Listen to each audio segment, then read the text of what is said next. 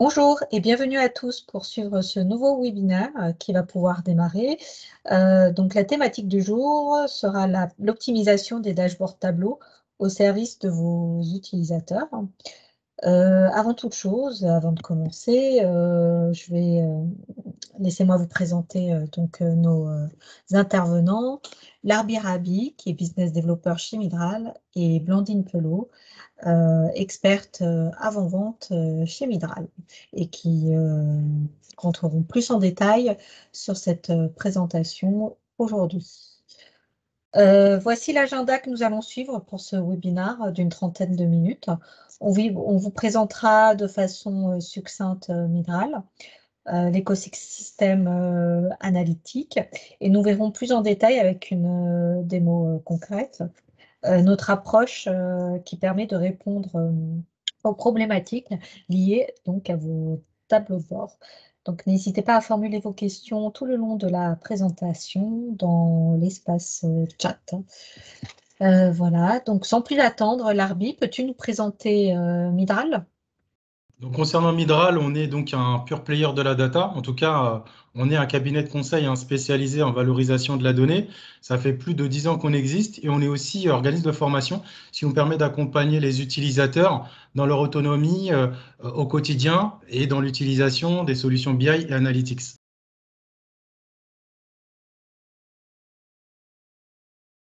Donc, concernant nos références, comme vous le voyez, donc c'est non exhaustif, mais on a donc plus de 500 références aujourd'hui. Donc des références qui sont historiquement voilà, sur la partie banque, finance, assurance, mais on a pu développer donc notre expertise sur d'autres secteurs, donc tels que ça peut être le public, le service, donc la partie aussi industrie. Voilà, donc aujourd'hui, on est capable d'accompagner donc ces secteurs. Ce qu'il faut retenir, c'est qu'on est voilà, donc, capable d'adresser tous les types de besoins en termes de stratégie business et surtout pour tous les types de tailles de structures qui font appel à nous. Donc, concernant le cycle de valorisation de la donnée, donc chez Midral, on est sur deux axes principaux qui sont la data prep et la data visualisation.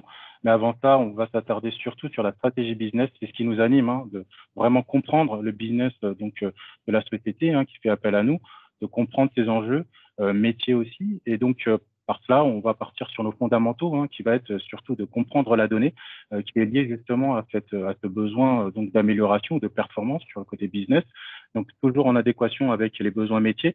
Donc, on va passer sur une phase d'enrichissement de cette donnée, donc de traitement, de nettoyage de la donnée, avec aussi, bien sûr, une couche de data science, quand bien sûr le use case le nécessite, en tout cas sur des aspects sur mesure qu'on va proposer donc aux structures qu'on accompagne, mais aussi bien sûr tout ça en corrélation avec la partie dashboarding, sa visualisation, data visualisation, donc autour de tableaux qui va se présenter sur des dashboards intuitifs, simples à utiliser, ergonomiques, avec une exploration efficace et avec voilà, des KPI qui sont aussi voilà, simples à comprendre. Donc ça, c'est ce qu'on va faire. En tout cas, ça va être notre mission de rendre simple cet accès à l'information. Et ça peut être favorisé par le data storytelling et le data journalisme, qui sont vraiment des axes, on va dire, encore plus poussés dans l'adhésion des utilisateurs interne et surtout de pouvoir améliorer l'expérience utilisateur avec des formats qui soient beaucoup plus collaboratifs, avec un design beaucoup plus poussé et un format qui soit vraiment dédié à cela. Donc, comme je le disais juste avant, donc on est cabinet de conseil, mais on intègre aussi des solutions. Donc, en particulier Tableau, parce qu'on est Gold Partner Tableau. Donc, aujourd'hui, on est vraiment partenaire de Tableau de façon très, très avancée, même depuis 2008. Donc, on a été voilà, les premiers vraiment à mettre en place Tableau en France et à développer donc les solutions Tableau chez les structures de tout type de secteur d'activité. Et on a aussi, à travers cette mise en place donc de dashboard qui est là pour favoriser la prise en main des informations, la simplicité de lecture de ces informations-là, des KPI clés, de pouvoir après le décliner jusqu'au partage beaucoup plus poussé sur des insights beaucoup plus avancés en termes d'infographie, sur les aspects web, avec les data journaux qu'on peut proposer aujourd'hui et qui sont vraiment des aspects très poussés en termes de favorisation de l'expérience et de l'adhésion des utilisateurs internes. Pour compléter ce que je suis en train de vous expliquer concernant notre approche, notre positionnement, donc on est très attaché à la culture data-driven. C'est en fait ce qui nous ce qui nous anime, et c'est aussi notre empreinte hein, lorsqu'on est sur des approches voilà, de valorisation du cycle de la donnée. On est sur cet aspect-là qui est vraiment un levier très efficace pour booster cette prise de décision, parce que le principal, c'est d'accélérer cette prise de décision et de la raccourcir au maximum, tant qu'elle soit bien sûr efficace avec l'accès à la bonne information, hein, parce que c'est ce qui est aussi voilà, capital, hein, pour pouvoir mettre en place ce cycle. Et surtout, l'objectif, c'est de pouvoir agir plus vite et surtout d'agir mieux avec des données pertinentes et qui soient vraiment très poussées en termes d'analytics et voilà, vous apporter aussi l'atteinte de vos objectifs en termes de performance au niveau de votre business. Donc là, on va rentrer plus dans le détail sur la partie donc, qui nous intéresse aussi aujourd'hui, hein, sur la partie data performance, du service qu'on propose sur Tableau. Donc, pourquoi éditer vos dashboards? Déjà, premièrement, bon, voilà, il y a des points de réflexion sur lesquels ça peut aussi amener à ce type de besoin. Déjà, le nombre d'utilisateurs qui est de plus en plus croissant, avec une exigence toujours plus élevée, hein, que ça soit bien sûr, comme je viens de vous l'expliquer avant, pour raccourcir le processus décisionnel et opérationnel. Ça va être aussi voilà, favorisé par la multiplication des dashboards, hein, par département, par région, par équipe, ou même sur des croissances externes hein, qui peuvent arriver. Donc, on a besoin de pouvoir travailler sur ces aspects-là si on a de nombreux dashboards donc en interne. Donc, ça peut être aussi un axe sur lequel on peut travailler sur ces services-là. Bien sûr, la performance, que le temps de réponse, en tout cas la lenteur des temps de réponse, est aussi un des axes qui nous permet de travailler sur cet audit donc de performance hein, autour de Tableau. Et la partie UX, qui est vraiment aussi le bout de la flèche, parce que l'utilisateur donc interne, en tout cas final, hein, des dashboards, c'est vraiment les personnes qui vont remonter en premier leur retour d'expérience.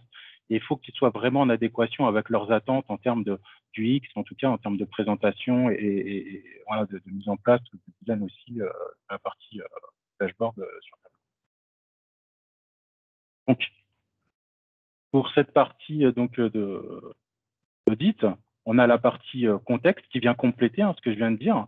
Donc, ça peut être bien sûr lié, en tout cas, sur la partie audit à un aspect de dashboard peut-être trop technique, sur l'aspect aussi de frein de l'adhésion des utilisateurs, qui peut générer de l'insatisfaction ou même voir des conflits. Donc, ça, c'est vraiment des aspects sur lesquels vraiment on va aussi commencer à travailler pour pouvoir cibler et orienter aussi cet audit-là. Donc, ça peut partir de ces points-là.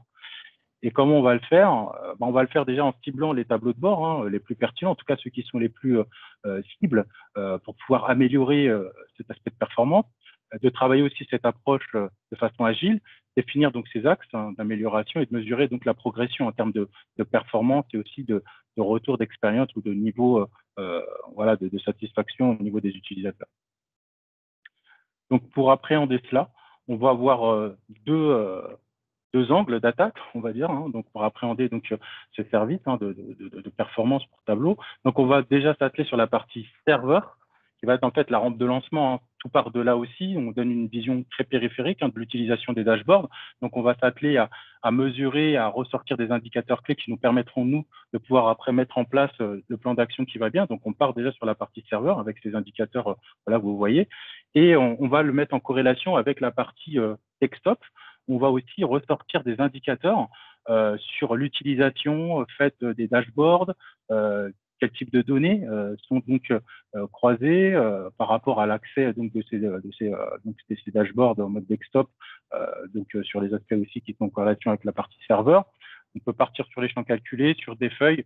Donc, en fait, l'essentiel, c'est de pouvoir avoir des indicateurs qui nous permettront de pouvoir agir et de façon très poussée et très pointue pour pouvoir vous proposer après une roadmap ou tout simplement un plan d'action en termes d'amélioration. Donc, les étapes qui sont donc voilà donc caractérisées pour cette amenée donc de l'audit sur la partie performance tableau. Donc, on a la collecte des données. Voilà, donc sur la partie CMD, en corrélation avec la partie donc desktop aussi. Donc, on va d'abord partir sur une phase de collecte des données qu'on va modéliser, qu'on va structurer, qu'on va compiler afin d'en sortir l'analyse grâce au KPI qu'on va pouvoir aussi après pousser pour pouvoir avoir donc un retour et surtout vous mettre en place le plan d'action qui va bien et qu'on va travailler ensemble afin d'atteindre donc l'objectif qui va être vraiment de vous pousser sur l'amélioration donc de la performance en interne. Je crois que Blandine, tu as donc un cas d'usage qui illustre très bien ce que je viens de dire. Donc, je vais te passer la main pour pouvoir continuer à argumenter sur le sujet. Oui, merci Larbi. On va maintenant illustrer donc ce que tu as dit avec un cas client dans le secteur du retail, un grand acteur du e-commerce. Si tu veux bien passer à la slide suivante. Alors, ce client, il avait construit un ensemble de dashboards à destination des marques qu'il vendait sur son site. Des tableaux qui étaient très complets, très bien faits, et ils étaient quand même assez contents du résultat. En design, pas de problème de performance, tout fonctionnait très très bien. Mais une fois en prod, le tableau serveur ne savait pas gérer plus de 5 utilisateurs en simultané. Ce qui évidemment ne correspondait pas du tout aux ambitions ni au rôle de ces dashboards. Donc il était crucial pour notre client de comprendre ce qui se passait dans ce classeur et de trouver une solution. Larbi, est-ce que tu pourrais passer la slide précédente, s'il te plaît? Voilà. Donc, on a tout d'abord, donc ce que l'on a fait après le constat de cette performance, on a tout d'abord regardé du côté des données. Effectivement, il y a rarement de problème quand on a peu de données, mais si vous exploitez des millions, voire des centaines de millions d'enregistrements, bah, c'est là que les soucis peuvent commencer à arriver. Alors, il y a une vérité à ce sujet qui est que si les performances sont lentes dans la source de données, elles vont aussi être lentes dans le tableau. Et à ce moment-là, il faut voir comment optimiser, indexer cette base de données. Mais dans le cas de notre client ici, il n'y avait aucun souci de ce côté-là. Alors, c'est pourquoi ce client il s'est tourné vers Mydral pour avoir d'autres pistes. Et la lenteur des tableaux de bord, souvent, ça s'explique par une conception qui n'est pas tout à fait optimale. Donc, chez Mydral, on a l'habitude de travailler sur ces problématiques. Et on a d'ailleurs développé un certain nombre d'outils, de dashboards pour le faire. Donc, on a proposé à ce client un audit pour trouver des pistes d'amélioration. Et je vais vous présenter donc là maintenant les étapes de la démo.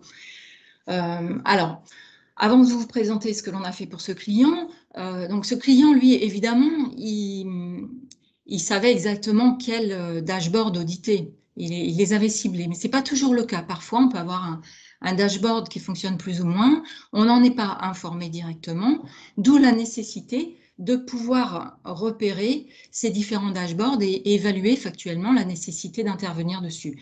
Par conséquent, ce que je vais faire tout d'abord, c'est de vous montrer un aperçu d'analyse du tableau serveur pour identifier très rapidement les dashboards ou les vues qui seraient nécessaires de regarder plus finement. Bon, ça va être assez rapide et ensuite on passera à l'analyse tableau desktop, donc sans les données, simplement la construction du classeur, la construction des vues, voir ce que l'on peut déduire de là. Et c'est simplement une première étape de l'audit que je vais vous présenter parce que sinon c'est un petit peu long. Donc voilà, je vais partager mon écran et vous montrer tout de suite la partie donc, tableau serveur. Donc normalement, vous devez la voir apparaître maintenant à votre écran. Donc je vous demande déjà si vous pouvez regarder le graphique sur la gauche. Donc ce graphique indique toutes les vues ou les dashboards qui existent donc, sur ce tableau serveur. Donc plus les points sont situés à droite et plus ils sont affichés souvent, plus les points sont situés en haut de ce graphique et plus ils mettent du temps à s'afficher. Du coup, par un simple coup d'œil, comme ça, c'est le quart en haut, le quart supérieur droit qui va nous intéresser, les dashboards qui se situent dans ce quart supérieur droit. Donc, par exemple, celui-ci. Donc, si je m'y intéresse, je vais voir tout de suite dans la partie de droite les utilisateurs qui y accèdent et le temps moyen d'affichage pour ces utilisateurs. Je vais aussi avoir comme information à quelle heure, là notamment à 11 h et 17 h, ce sont les moments où ce dashboard est le plus consulté, ainsi que le lundi. Donc, en fonction de ça, je peux aussi moduler les activités qu'il y a sur le serveur à ces moments-là pour faire en sorte que ça s'affiche mieux. Bon, voilà, ça c'était le premier point déjà pour vous permettre de repérer les dashboards qui peuvent poser question. On va maintenant passer à la partie analyse tableau desktop. donc avec un nouveau dashboard qui est plutôt en réalité un data journal. Voilà.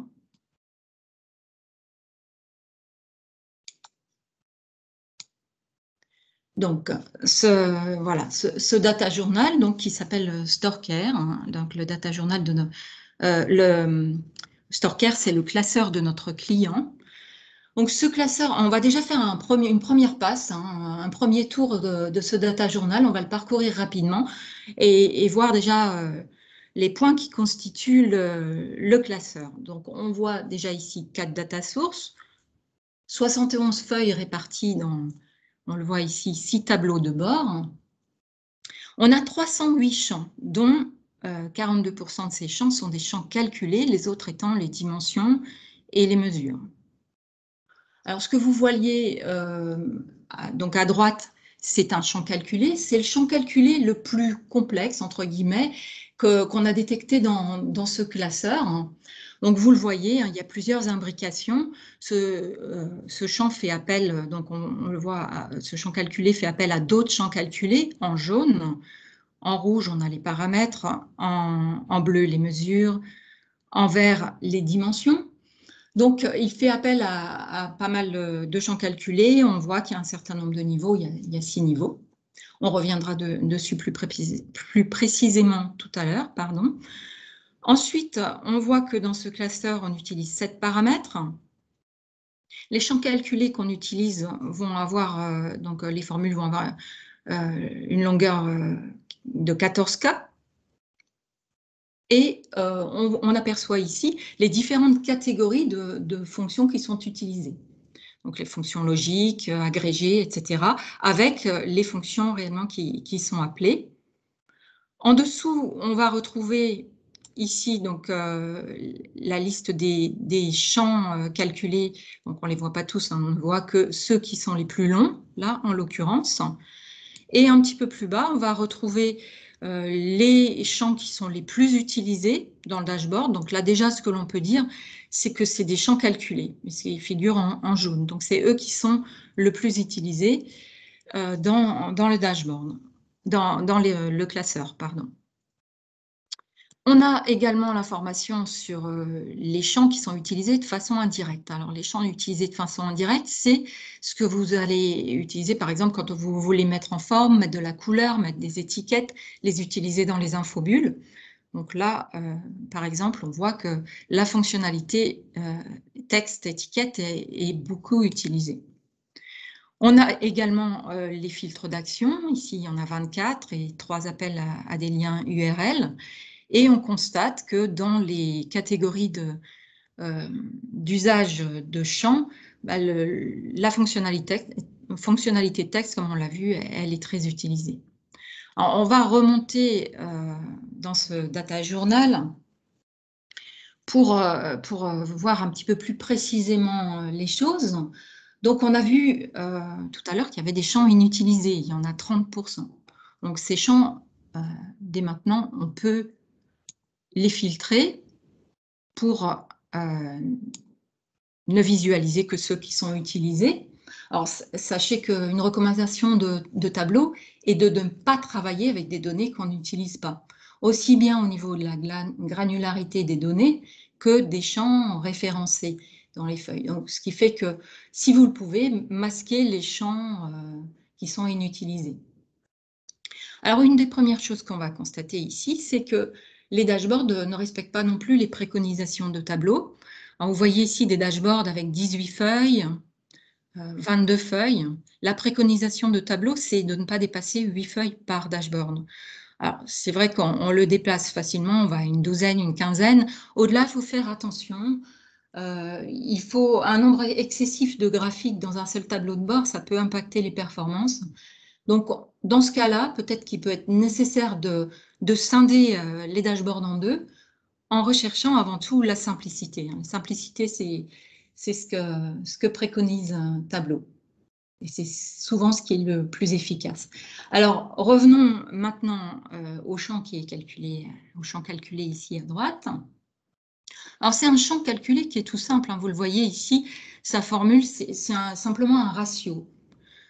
Alors, il y a 6 niveaux, on l'a dit tout à l'heure, ça, c'est pas forcément un problème. On a des clients qui ont des champs de 12, 13 niveaux et ça se passe très, très bien.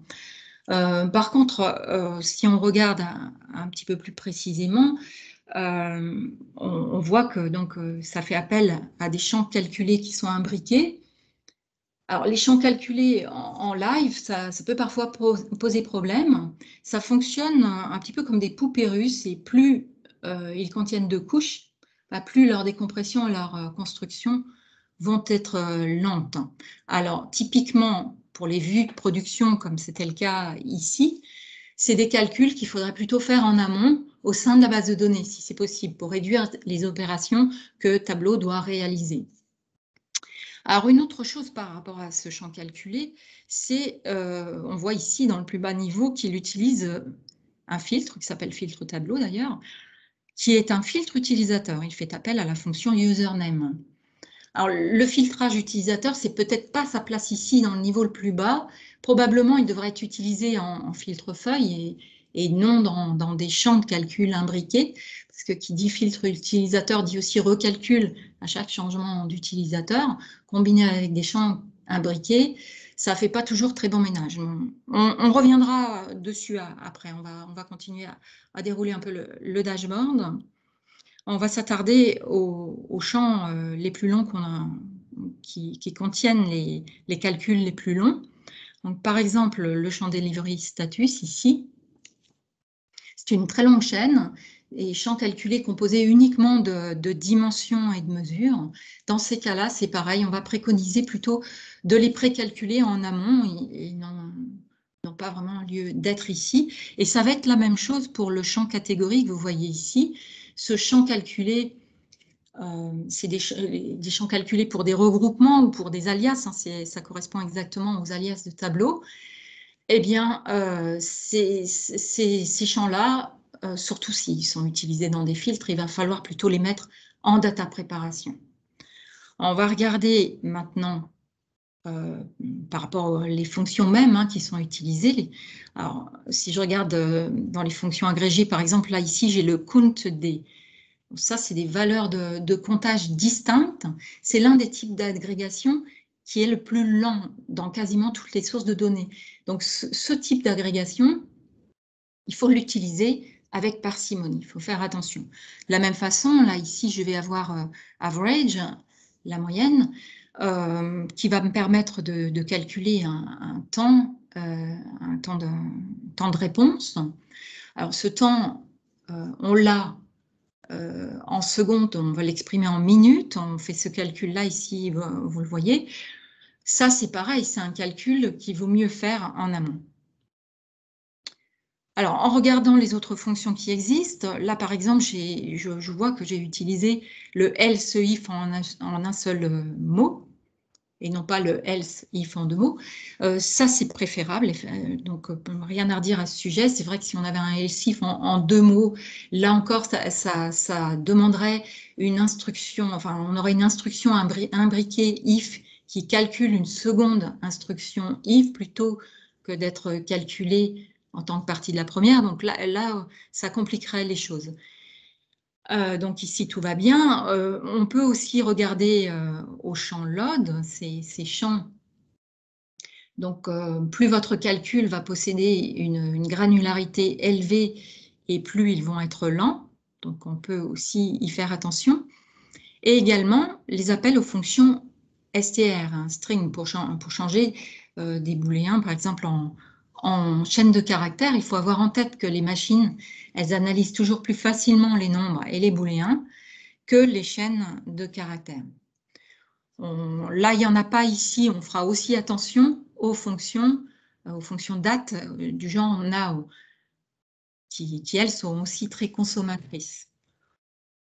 On va passer maintenant donc à ces champs calculés et ceux qui sont de type filtrage à la ligne, raw filter. Alors, ces filtres, ils sont très particuliers, comme on le dit, filtrage à la ligne, ils passent en revue toutes les lignes. Si on a 300 millions de lignes, ben, on doit toutes les évaluer. Donc, regardez ici, donc on en a un exemple, on va en prendre peut-être un plus parlant ici. Donc, ce que l'on a ici, c'est un somme de if. Donc, à chaque fois, il va analyser chacune des lignes. Et en plus, là, on en a 3 de somme if, ce qui fait qu'il va les calculer 3 fois. Donc, ça va devenir pénalisant, surtout si on est en live sur les données, parce qu'aucun index ne va pouvoir être pris en compte. Si on travaille en mode extrait, on n'a pas de souci, parce qu'il y a un précalcul qui est fait une fois pour toutes dans le cache. Bon, on verra que ça aussi, ça peut être modulé. Donc, on voit ici que donc, dans ce champ qu'on avait, il faisait aussi appel au filtre tableau qu'on a ici, donc filtre tableau qui fait appel à un filtre utilisateur. Alors là, du coup, ça devient un problème. Autant j'ai dit que le cache il fonctionnait très bien donc, pour le filtrage à la ligne, mais par contre, quand on l'utilise avec un filtre utilisateur, eh bien, il va être calculé à chaque fois qu'on va changer d'utilisateur. Ça va nécessiter un recalcul du cache, du coup, à chaque fois qu'un nouvel utilisateur va se connecter. Donc, imaginons qu'il y ait 200 utilisateurs en même temps, ce qui est un peu ce que voulait faire notre client. Le cache de tableau ne va pas pouvoir fonctionner. Donc, typiquement, dans un cas d'industrialisation, il faut éviter ce filtrage à la ligne. Passer par un filtre feuille, ou plutôt, là, dans ce cas-là, ce qu'on préconiserait, c'est de passer par une modélisation logique de tableau.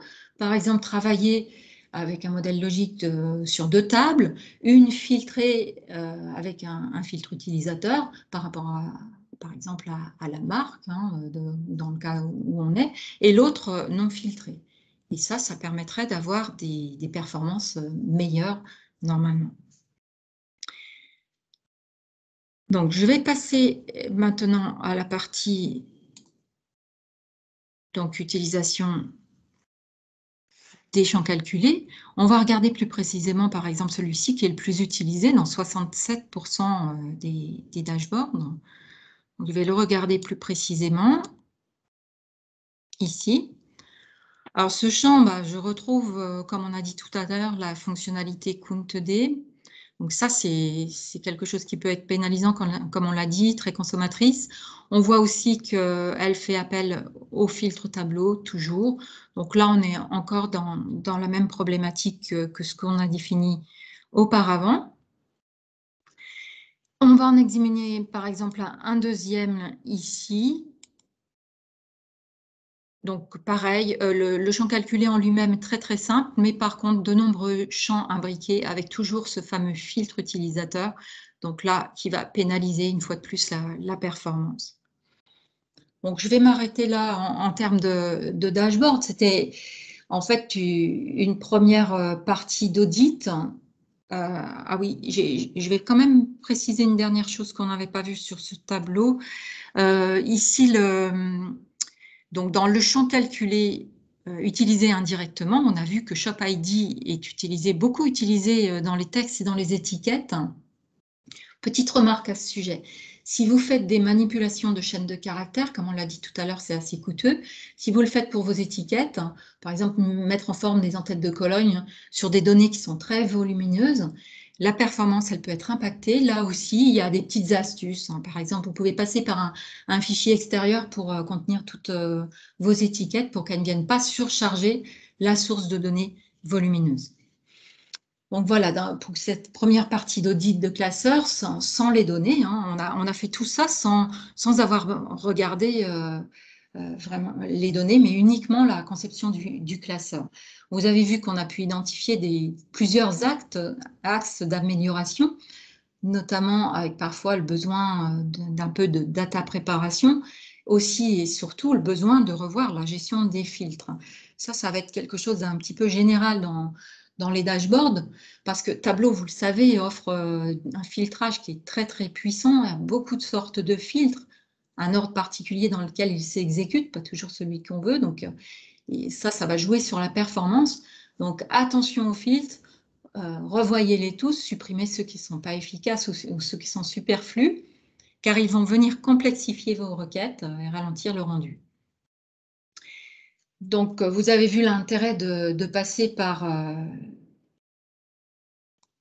je vais revenir au slide. Voilà, donc vous avez vu l'intérêt de passer par l'analyse de tableaux serveurs pour identifier les dashboards critiques, hein, c'est ce qu'on a fait dans la première partie.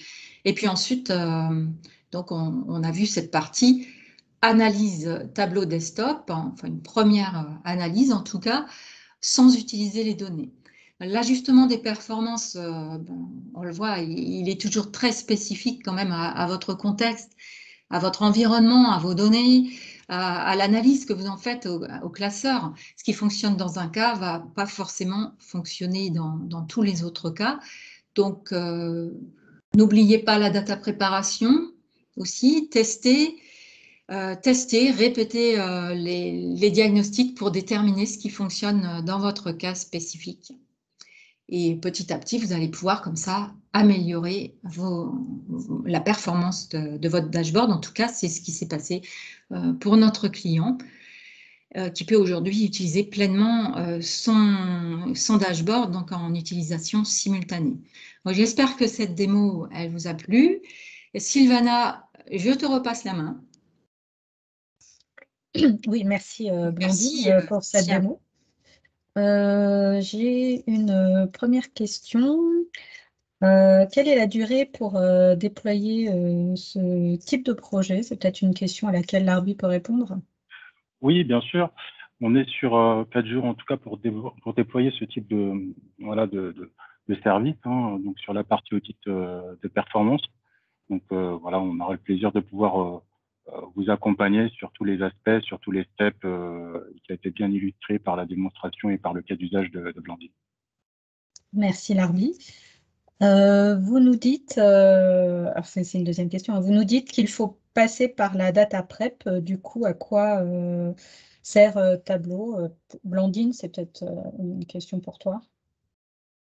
Oui, effectivement. Alors, Tableau, ça permet de visualiser, d'explorer la donnée, même quand celle-ci est à l'état brut, grâce à de puissantes fonctionnalités, comme on a pu le voir. Mais alors, du coup, avec un outil classique, un tableau de bord, comme on a vu précédemment, on n'aurait certainement pas pu le faire. Hein. Donc là, c'est possible de le faire.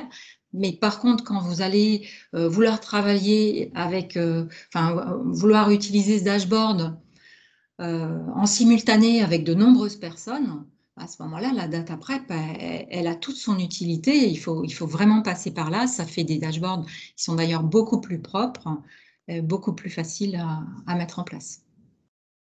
On peut prendre une dernière question. Pour avoir ces deux dashboards d'analyse, que faut-il faire?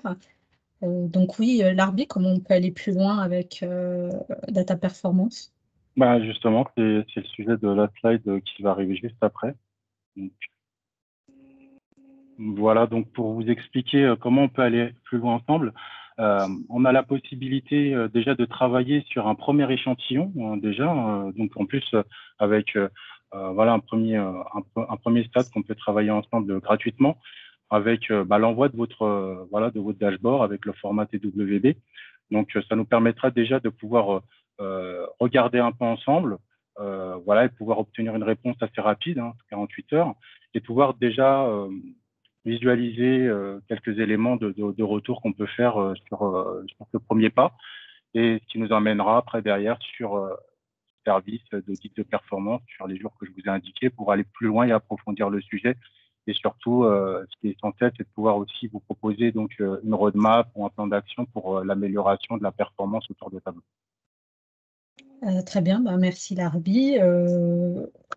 Cette présentation s'achève ici. N'hésitez pas aussi à visiter notre blog. Larbi, si tu peux aller sur la slide suivante. Le blog, vous y retrouverez des idées, des tutos, mais également des témoignages clients ainsi que des cas d'usage. Donc, c'est une bonne façon de combiner ce webinaire avec d'autres ressources, notamment des ressources Tableau. Voilà, merci d'avoir suivi ce webinaire. Merci à Larbi et merci à Blandine. Et très bonne journée à tous. Merci à tous. Merci à tous. Très bonne journée. Au revoir.